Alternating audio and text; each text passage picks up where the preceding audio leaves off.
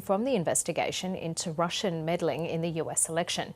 Mr. Stone was greeted at court by a swarm of supporters as well as protesters who were shouting, "Lock him up." He pleaded not guilty to 7 charges, including witness tampering, obstructing justice and lying to Congress. It's alleged he attempted to hide his effort to have WikiLeaks release a trove of Democratic emails hacked by Russian intelligence.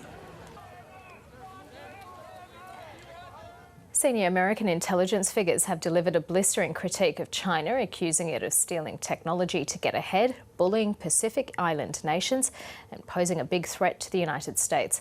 The comments follow the extensive charges against Chinese technology company Huawei and its chief financial officer, a move that's infuriated Beijing. North America correspondent James Glenday reports.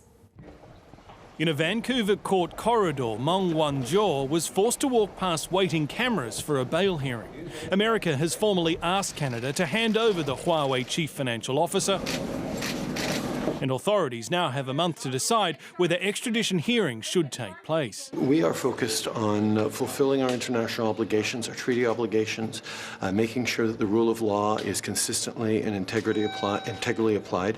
The case against Huawei and Ms Meng marks a sharp escalation in the diplomatic stoush between the world's 2 largest economies.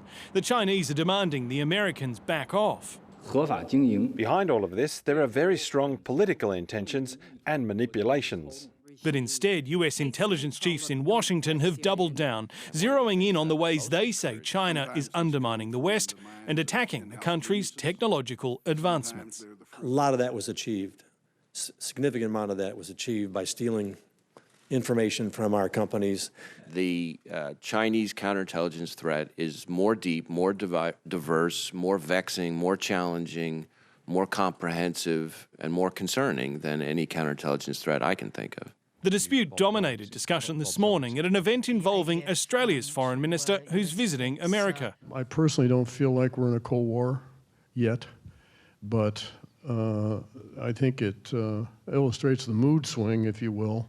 But Maurice Payne declined to use similar strong language herself. In relation to the US engagement on this matter, that is a matter for them and for their legal processes, and I'll watch that take its course. America's campaign to convince allies to block Chinese companies from building critical infrastructure is now in the public's view like never before. The outcome of this argument is still unclear, but growing tensions over cutting-edge technology seem set to be a permanent fixture in the relationship between the globe's 2 big powers.